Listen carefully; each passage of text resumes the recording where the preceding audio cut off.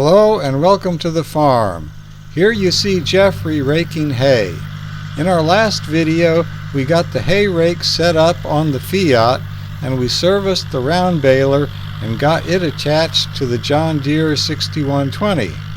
A link to that video is at the end of this video. In this video we are going to show the process of raking and baling hay and getting it stored into the hay barn.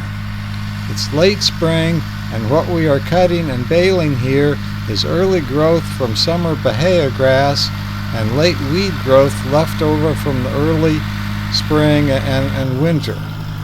This should clean up the fields and be better for our second cutting of Bahiagrass later in the summer. In general, when we are starting to rake a new field, we make 2 or 3 circuits around the field starting from the outside, combining the windrows and throwing them towards the middle. This helps clean up the outer parts of the field and provides space for the baler to operate. Since we only have a single-sided rake, this is easy to do, although I understand double-sided rakes can also be configured to throw hay to only one side instead of funneling the hay down the middle. Once we've gone around a couple of times, then we start going back and forth across the center of the field to gather windrows for the baler. If grass is sparse, we may make a couple of runs in the same direction to gather more hay. We then finish a windrow by going in the opposite direction to clear a space on both sides of the windrow.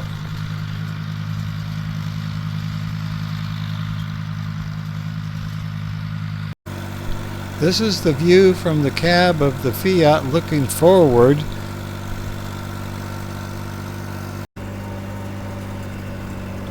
And this is the view from the cab of the Fiat looking back on the windrow that has been made. So while Jeffrey does the raking in the Fiat, I'm in the air-conditioned, dust-free John Deere doing the baling. This is a first for me. I'm usually the one doing the raking. So now for a flashback in time, we are going to show the process of baling. Jeffrey's going to drive the tractor for a little bit while I take some video up in there, and then I'll be doing the baling, and Jeffrey's going to continue raking up the hay. But since we can't take video and run a hay baler at the same time, especially a newbie like me, we're going to let Jeffrey run the tractor while I take the video. And look at that seat that I have to get into.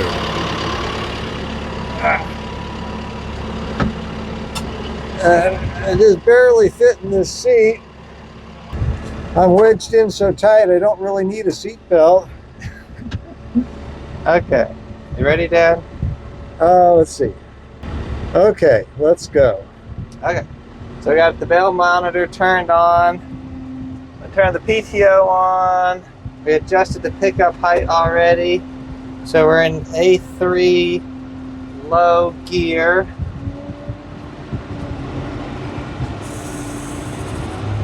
So we'll get up to plus the PTO speed here.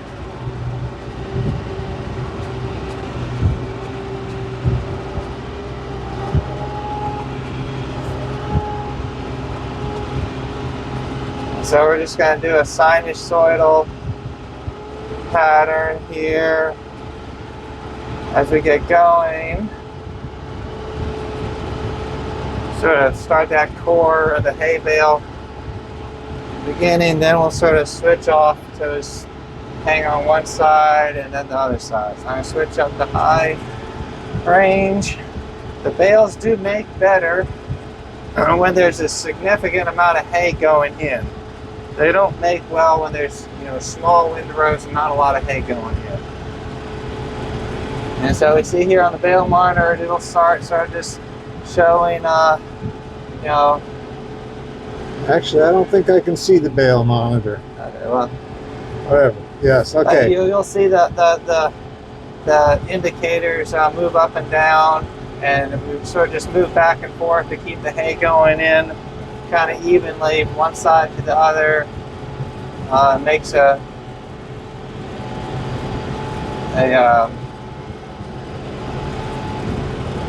evenly rounded bale.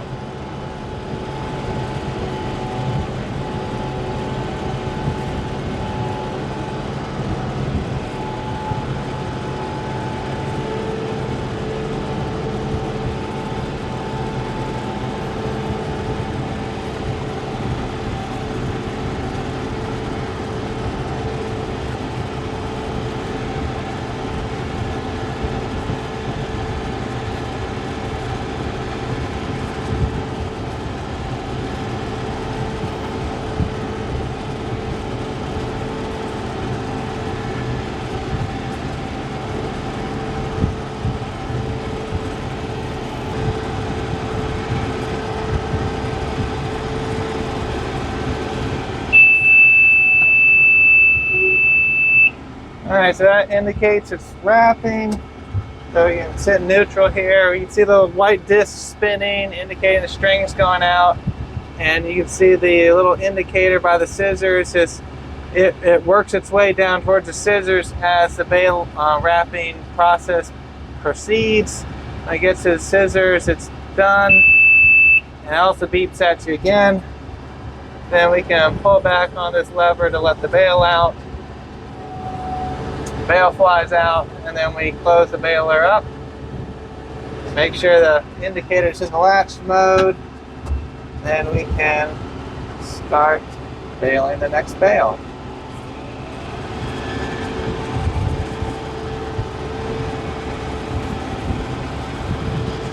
So we'll sort of go back and forth here. Getting that core of the bale going. And then we'll sort of pick a side, stay on a side for 5 seconds or so, and then switch back to the other side, back and forth, back and forth.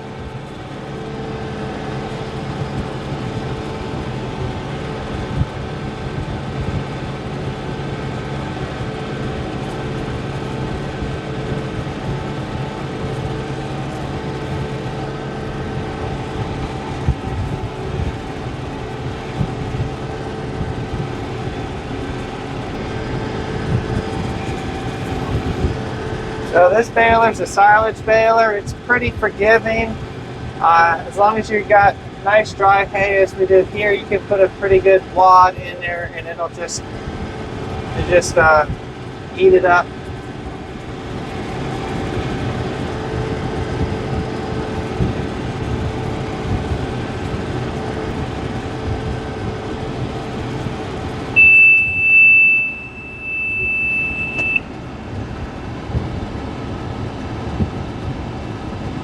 Now we're wrapping another bale.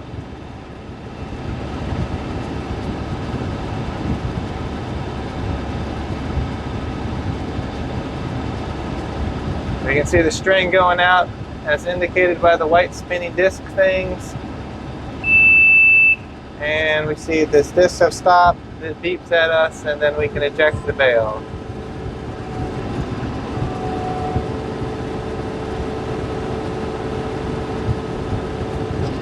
Alrighty, you want to take over, Dad, or? Let's go back to your tractor and then we'll switch. Okay.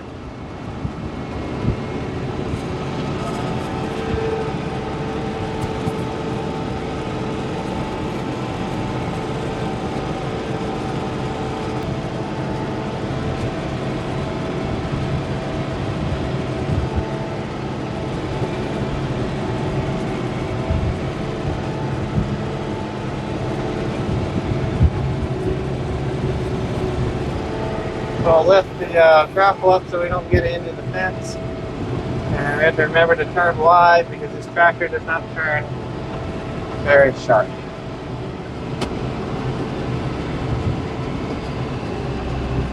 And you can stop the PTO with the bale in the chamber. It does seem to start up just fine. That's about it. Okay, great. We're done raking and baling, and we're now back at the barn with the equipment. Jeffrey is going to do some cleanup on the baler, and then we will proceed to bring the bales back to the hay barn.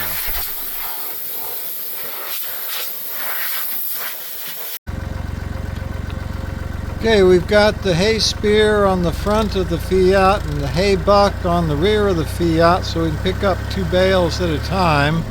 And we're off to the West Bahia field through some narrow farm roads to retrieve the hay that we just baled.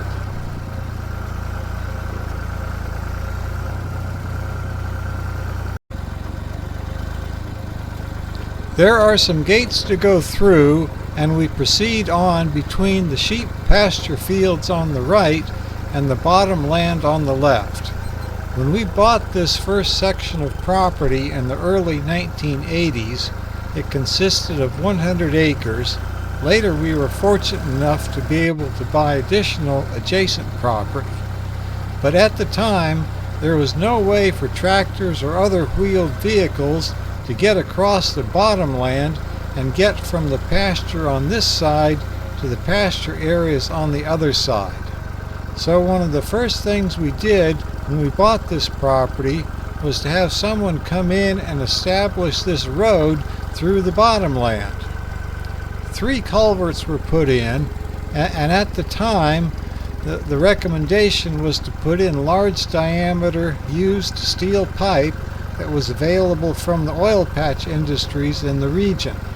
Those large leaf plants to the right there are tongue tree seedlings. They make beautiful flowers in the spring, but otherwise they are an invasive scourge, especially in areas difficult to mow like this. Short of pulling them out by hand, the only way to eliminate them is by chemical herbicide. They are very prolific. The nuts from the trees readily sprout and establish little trees. All parts of the plant are toxic, and the sheep that would roam through here cleaning up the bottom growth will not eat them. To the right here are more little tongue trees. So anyhow, those 3 steel culverts seem to do well. They are still in service after almost 50 years. And here we are coming up out of the bottomland area into the pasture land on the other side. And more gates to go through. This one is particularly hard.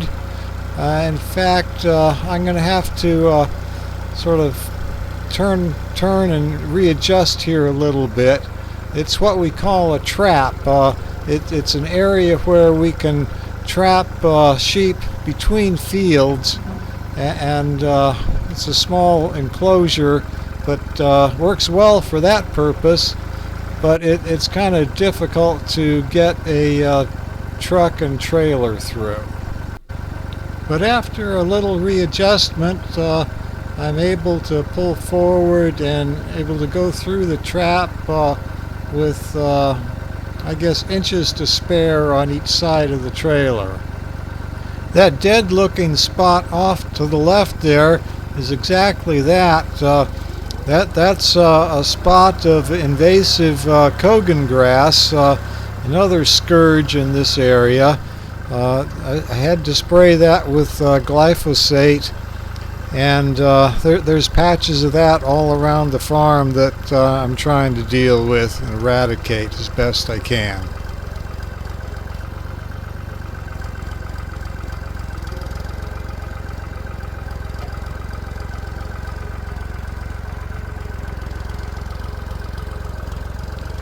And here we are in the West Bahia field, ready to pick up the hay bales that we just made earlier. This is one of the 2 or 3 fields that we're trying to cultivate as hay production fields.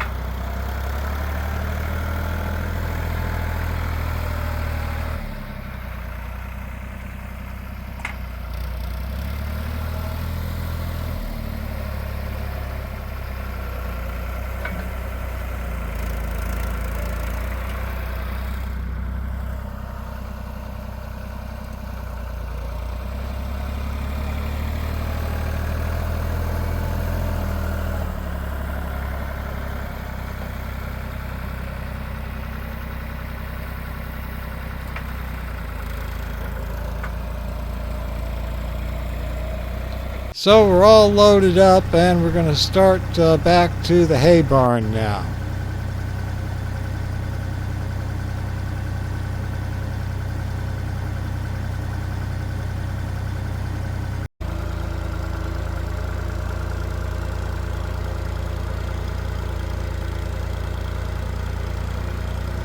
Actually, I have an easier time on my way back than I did coming out.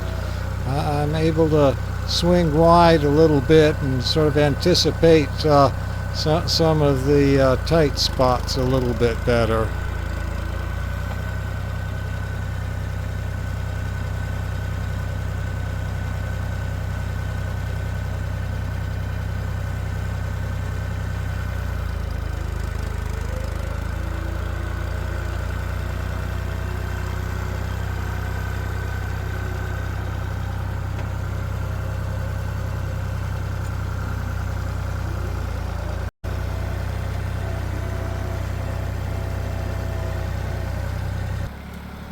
So we're back without too much difficulty, and now Jeffrey's unloading the hay from the trailer into the hay barn.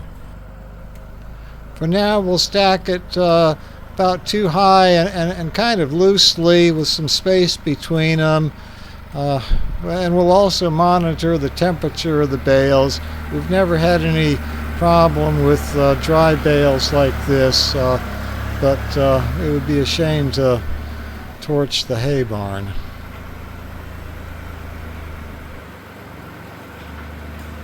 So that's the end of this story.